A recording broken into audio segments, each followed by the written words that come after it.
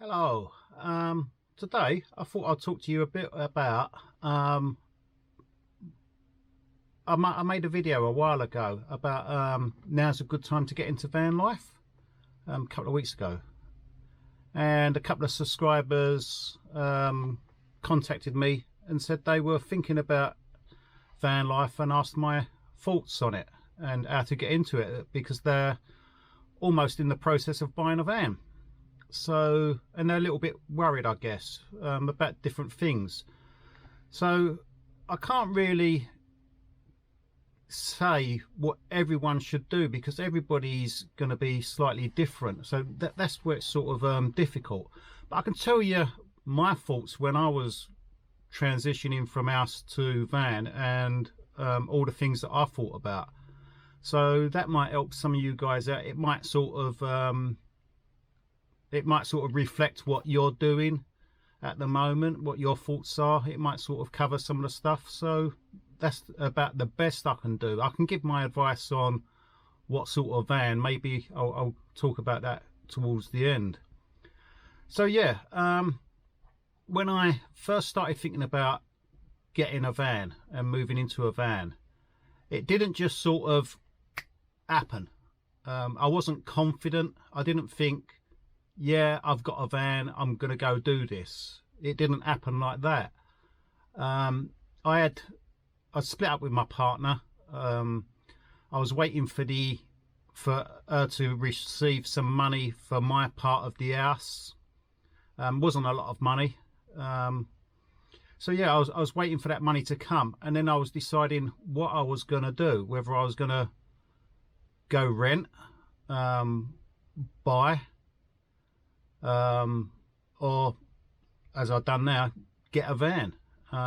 So I wasn't even aware that there was a van life community, to be honest. That had sort of, and I wonder how many people actually are aware, like normal people that live in houses, because I wasn't even aware there were people living in vans. So my brother used to go surfing down in Cornwall, and when I said to him about I don't want to get bogged down paying another mortgage, I don't want to get into that situation, I don't want to be stuck in London, just living in a room being bored to death. So I wanted something a bit more exciting to be doing. So when I said to him about I'm thinking about buying a van, he said, oh, down in Cornwall there's loads of people living in their vans. There's even a guy who's I think he was a banker or someone, and he's been on YouTube, and he does very well. He lives in a van, goes down to Cornwall, and that's where he stays.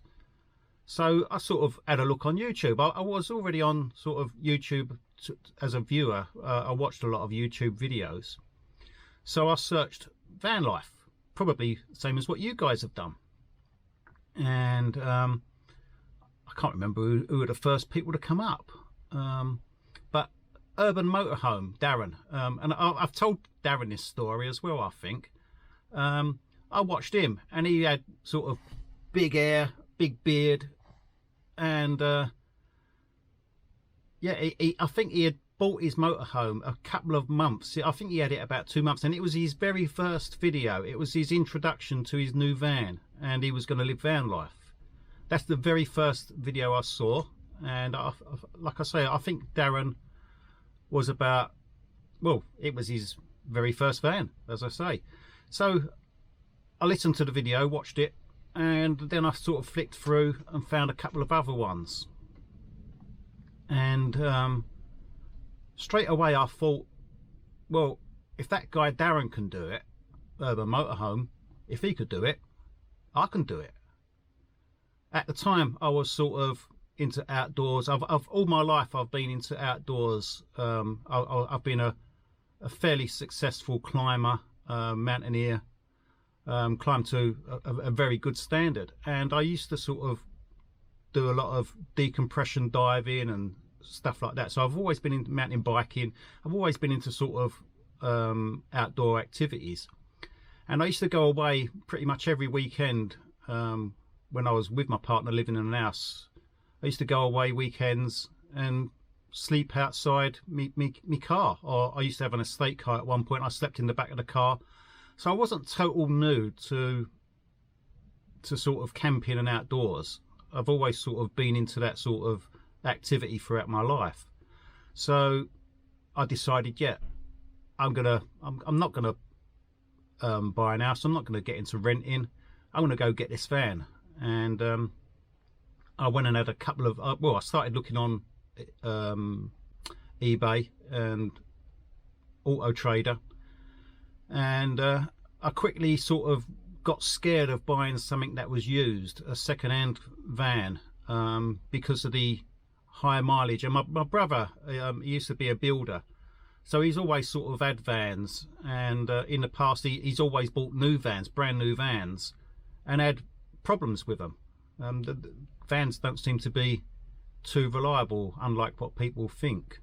So he's had new vans that have had issues. So I got a bit scared that I was going to go and spend 10-20 grand on a van and have issues with it, and it'll really mess me up because I'm trying to live in it as well.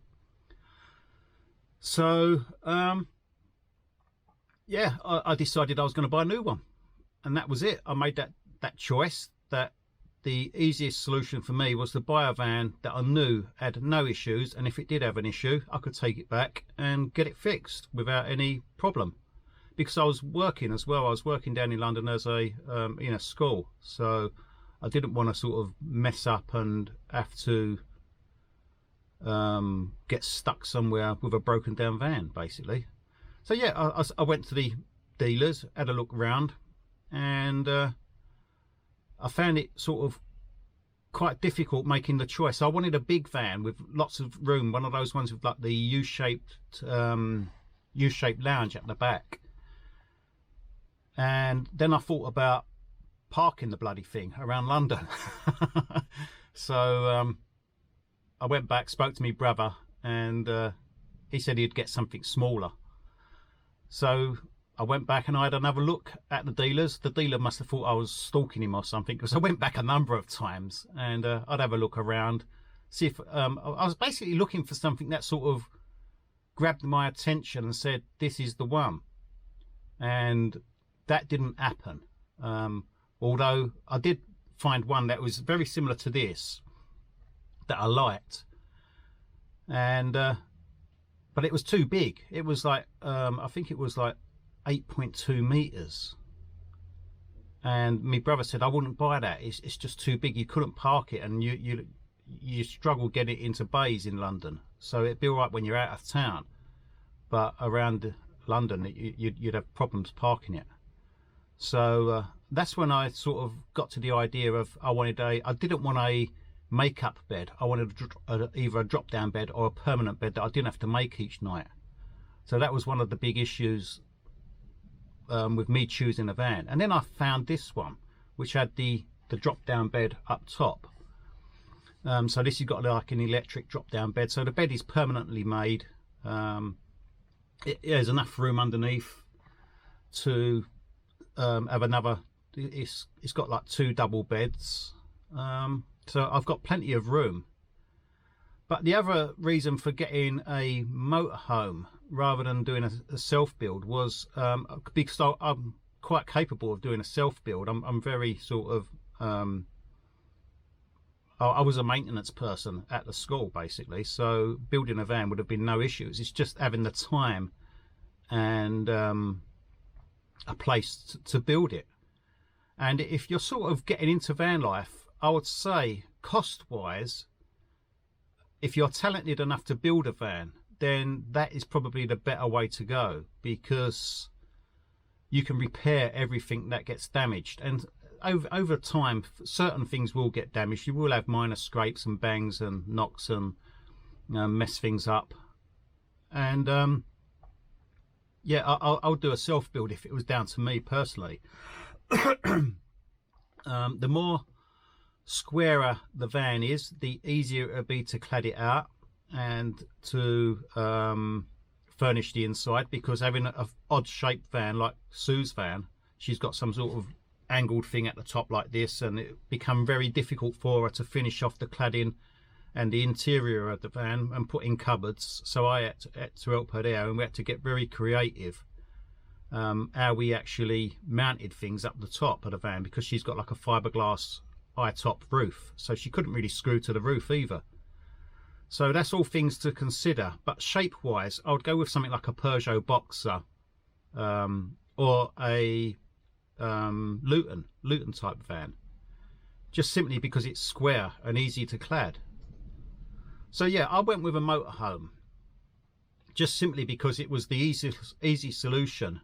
I also wanted a shower, and I also wanted heating, hot and cold water, and to sort of have a life similar to living in an house without living in an house. So I wanted some of the luxury comforts. I also wanted enough room to sit and have friends in. If people came to visit me, or if I met people out on the road whilst I was travelling, I wanted to be able to sit down and talk to people. And if I did meet a woman, I wanted to have some sort of privacy for them or me to go to a toilet. Because if you first meet somebody, you don't really want to go a crap in front of them or take a shower. So yeah, I wanted a separate shower and bathroom. So that was another big consideration in why I bought a motorhome. And then it came down to cost, really. So I went and had a look, found this, and done the deal, and there I am. I got the van, but it took weeks. I didn't just sort of decide, yes, that was the one, I'm going to buy it. Even after I went and saw this van, it took me about, I'd say probably about 6 weeks of going back, scratching my head and talking to my mum. My mum was very ill at the time. My mum was dying of cancer. So yeah, I sort of went back and said, I'm not sure what to do. And she said to me, you seem to always make things work. It always seems to work for you. So she didn't seem to have any problem thinking that I was going to fuck up, basically, and that I'd make it work.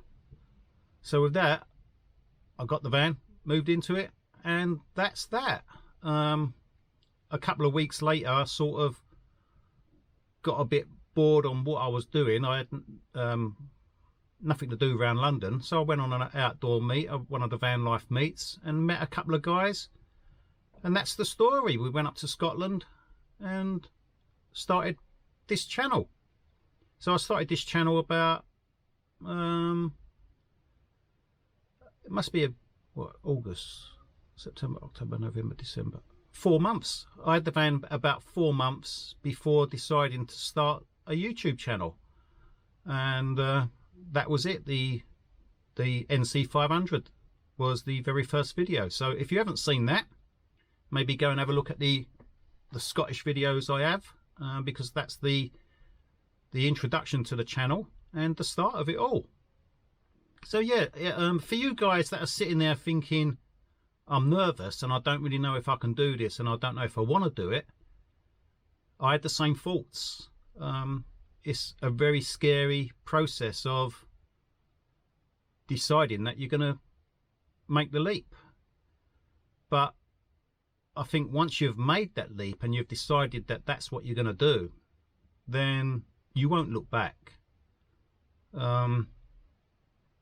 I think if I'd moved into a bedsit or rented a place or bought a flat, my life would have been so much more different, and not for the good, to be honest. I would have been tied up, stuck in that same job, working away, paying the bills, and had nothing to show for it, or nothing in life, to be honest. So yeah, be confident. Try and find a van that you sort of have some confidence in its reliability and service history. You don't have to get something that's had the book stamped. This is my personal opinion anyway. You don't have to have something that's had the book stamped and is all sort of all the paperwork intact, although it is nice if you've got that. Just be wary of people selling you a dud or a damaged, broken piece of crap. But it all comes down to how much you've got to spend and what you find at the time. If it doesn't feel right, don't go with it. And if it does, you've got a good one, and hopefully it'll work out for you. So I hope that's sort of been of some sort of help to someone. And that's it really. That was me getting into van life. So it wasn't a confident, I've got a van, I'm going to go live in it and jump in feet first type thing. I was scared, just as scared as you. Right, thanks for watching. I think the next video we've got is going to be a review coming up, and it's quite a good one actually. So yeah, one of the most fun videos I've actually made. So that's coming up soon. See you on the next one. Thanks for watching. Bye.